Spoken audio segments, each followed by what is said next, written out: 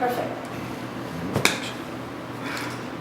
Hello, I'm Jason Petty. And I'm Brad Eldridge Smith. And welcome to episode 2 of Nashville Soccer Talk, presented by the Assembly. Today is February 12th, and we have some breaking news. Yeah, big news coming out today from the team.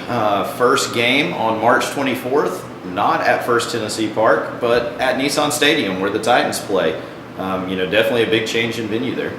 Yeah, there's a lot of potential to break the USL record.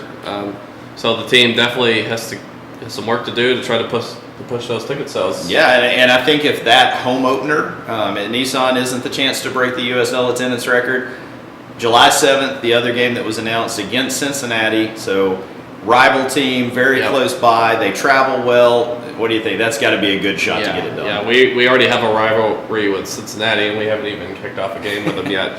Yep. Yeah, I think, with Cincinnati, the attendance that they had last year, if I'm not mistaken, they're the current USL attendance record holder, both for playoff games and for regular season games. Just absolutely huge crowds. You're only talking about a few hours for them to drive down here. As you alluded to, obviously, with Nashville getting the first MLS bid, I know there was some little bit of saltiness from the Cincinnati fans there. I'm personally still hoping that they get one of the additional bids. I'd love to have them as a rival once we all move up to MLS. Yeah, I think their record, they hold their USL attendance record. I think it's 30,000 and something from last year. Yeah, 30 and change. And I think we'll definitely clear that record for that game. I wouldn't be surprised if they brought nearly 5,000 people to that game. Oh yeah, and that's going to make for an awesome atmosphere too. Atlanta had a great crowd this weekend, and they didn't have nearly those kind of numbers. You get 4,000 or 5,000 screaming fans from Cincinnati down here, man, it'd be an interesting weekend. Yeah, I wouldn't be surprised if maybe ESPN picked it up for a live telecast. Definitely a possibility. So yeah, we're definitely looking forward to seeing what that game holds. Yeah, definitely. An interesting opportunity for the team to play in front of a really, really large crowd, slightly different pitch.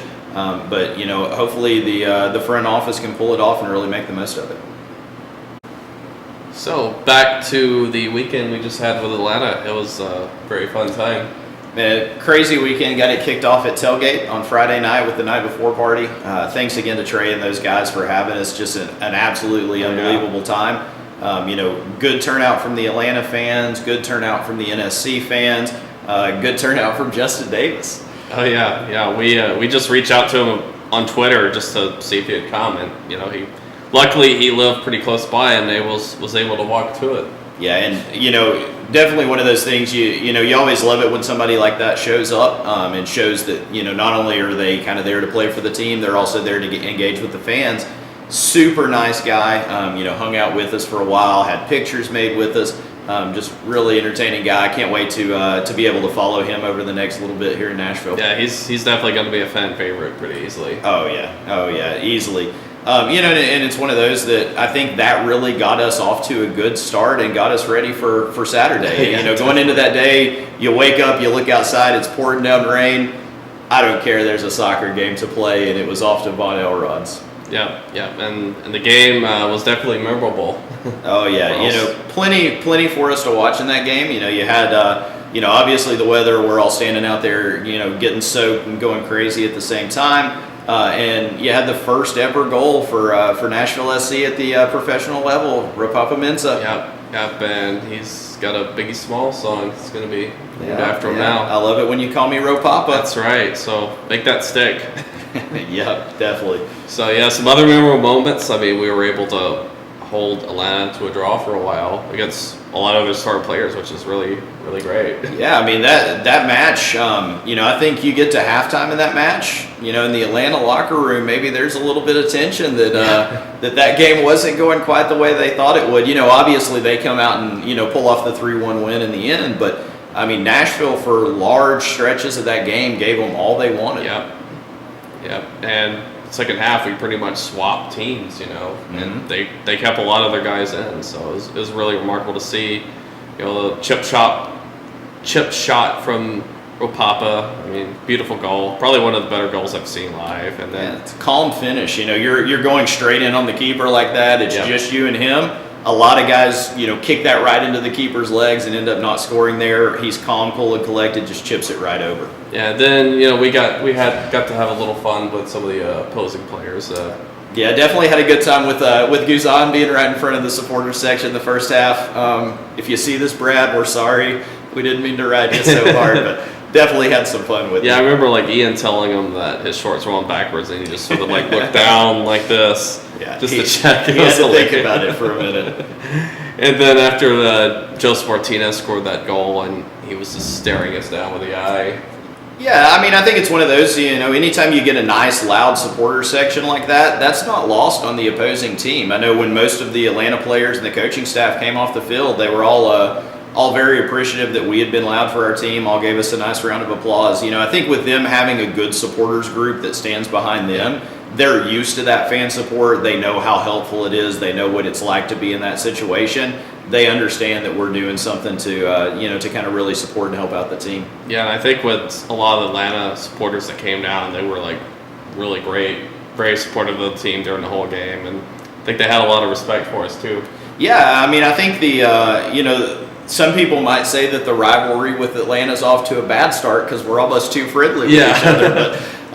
We had a great time hanging out with those guys. All of the supporters groups that we had out on Friday night were just awesome to get to meet the leadership from. Mm-hmm. Those guys really showed up at the game. They were loud. They had a nice march in. They really supported their team. It's one of those we've talked before that, maybe Nashville SC is kind of patterning themselves off Atlanta on how we want to succeed once we're in MLS. I think that our supporters groups here can really learn a lot from Atlanta too in terms of how to support their team. Definitely look forward to future matches with them in MLS. Yeah, I guess get them in MLS once we're around to that. And, even this year we've got a chance to go down to Atlanta in September to play on Atlanta United 2, their USL team. So good times to come. Oh, yeah.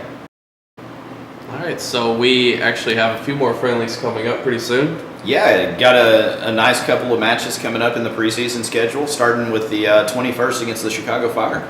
Yeah, definitely good to play against the Chicago Fire team. They were improved last year from the previous season. I mean, they brought in Schweinsteiger, which I think it helps to bring in a player like that to a squad because he's always a great leader. Oh, yeah. Yeah, it has to help you in the locker room. He may be getting a little older, but he's still got something left on the field. Yeah, so it's good to get another test against another MLS squad. And then after that, we have the Chicago Fire, the Ottawa Fury playing on the 25th. The 23rd. Yeah, so 23rd against the Ottawa Fury. I think that's one that I'm really excited about from a preseason perspective. Obviously we got a chance to test ourselves against a high-end MLS team in Atlanta United. We're going to get another chance to test ourselves against an MLS team in the Chicago Fire. But the 23rd against the Fury is kind of our first chance to really see what it's going to be like to play against another USL team. Right. I mean, this is a team that you're going to play multiple times throughout the regular season. This is going to be a squad that you're probably going to match up a little better with talent-wise. I think this is really going to go a long way in showing what we're going to be like over the course of the season and helping to set the expectation for what a successful season is. Yeah, I wouldn't be surprised in that Ottawa game they sort of treated it a little like a regular season game. Yeah, I agree. I mean, I think if you're Gary Smith heading into that game, you get the guys fired up. You tell them this is what it's going to be like to play for real. I want to see you come out and play with passion. I want to see you come out and play hard. I want to see you come out like there are points on the line and the position and the table's up for grabs. Yeah, so our Florida tour wraps up with Orlando City on the 25th. Yeah, so another MLS team, another chance to kind of get that real, staunch test out of the preseason. I really like the way the preseason is shaping up. It gives us a great opportunity to play some good teams and really test ourselves. One of the things that you have to worry about coming into this first season, these guys have never played together. Yeah. The coaching staff is brand new.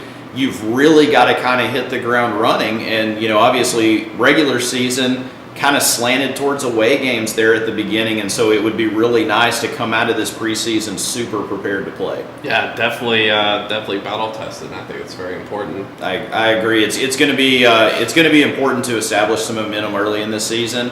If you get to the halfway mark of the season, you got a back end of the schedule that's just loaded with home games. Mm-hmm. That's what you kind of have to do to make that really good playoff push as the season comes to an end. So those first two matches, Chicago and Ottawa, they're going to be aired live on YouTube. So definitely get a chance to catch those games. Oh yeah, and hopefully the Orlando City game. Haven't seen anything on it yet. Hopefully it makes it to YouTube as well. That way we can get a chance to cheer for the boys even while they're running around down in the Sunshine State. Yeah, those first 2 games are on weekdays. I know the Orlando games on the weekends, so hopefully things work out where we can have a watch party, and I think it'll be a really fun time. Oh yeah, get everybody back together. Obviously with the next home game not being until March 24th, we've got a little ways off until we've got something back in Nashville. That doesn't mean we won't be active though.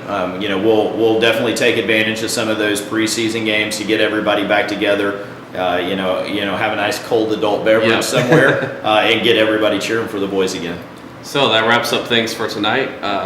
Definitely like, subscribe, share, do everything you can to help get the word out. And we look forward to doing another episode too. And go Villains! Come on, you boys in gold.